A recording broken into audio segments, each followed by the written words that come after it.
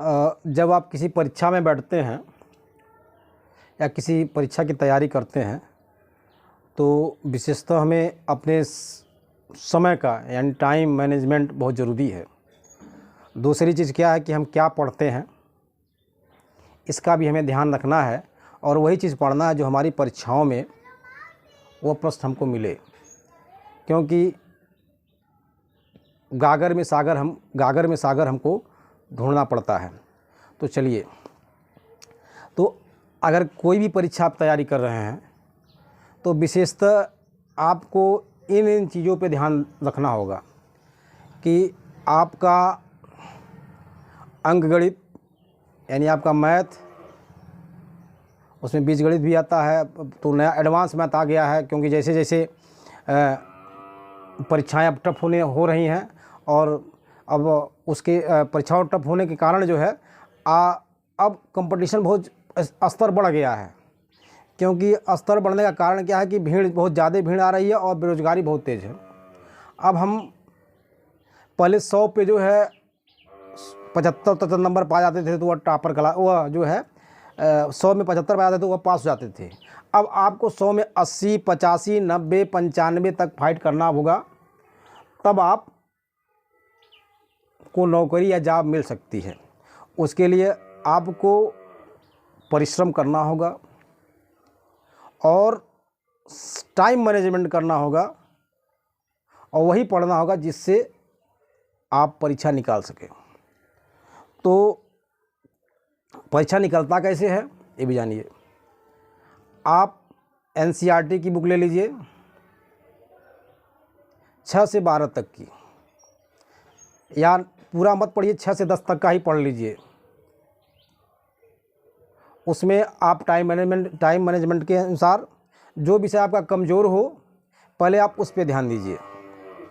अगर आपका मैथ कमज़ोर है तो आप मैथ पे ध्यान दीजिए, अगर आपका भूगोल कमज़ोर है तो आप भूगोल पे ध्यान दीजिए, और अगर आपकी हिंदी कमज़ोर है तो हिंदी पे ध्यान दीजिए। यानी जो आपका कमज़ोर फैक्टर है उस पर आप ध्यान दीजिए, उसमें थोड़ा ध्यान दीजिए, लेकिन एकदम ध्यान मत दीजिए। हर विषयों पे ध्यान दीजिए। जब आप हर विषयों पे ध्यान देंगे तो आपका सफलता का दर बढ़ जाएगा। पुस्तकों का चयन आपको एनसीईआरटी की ही बुक पढ़नी है और अन्य कहीं से बुक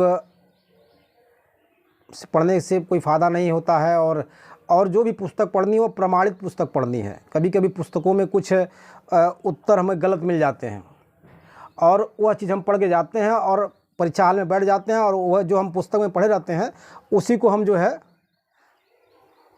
समझते हैं कि यही उत्तर सही है, उस पर हम टिक कर देते हैं, हल कर देते हैं और हमारा नंबर कट जाता है। इसलिए आप प्रमाणित पुस्तक पढ़िए कि जो पुस्तकें प्रमाणित हों।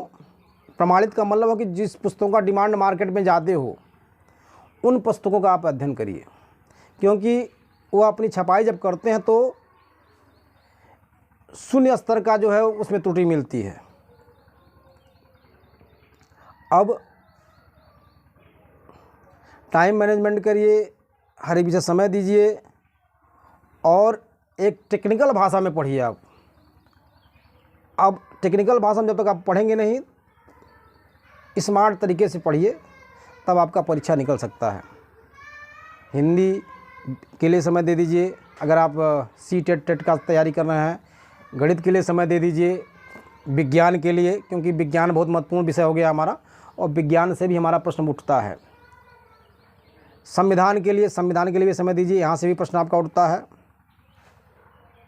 भूगोल का दीजिए, भूगोल का से भी प्रश्न उठता है। और भूगोल के बारे में जो एक दिवसीय परीक्षाओं की तैयारी कर रहे हैं, अगर वो भारत का ही भूगोल पढ़े तो उसमें से उनको ज़्यादा लाभ मिलेगा। यानी अपने बारे में, भारत का भूगोल माने अपने देश के बारे में जाने, तो उससे उनको ज़्यादा लाभ मिलेगा। इतिहास के बारे में आप स्वतंत्रता के बारे में पढ़ लीजिए और इससे आपको ज़्यादा लाभ मिल सकता है, वहाँ से भी ज़्यादा प्रश्न उठते हैं।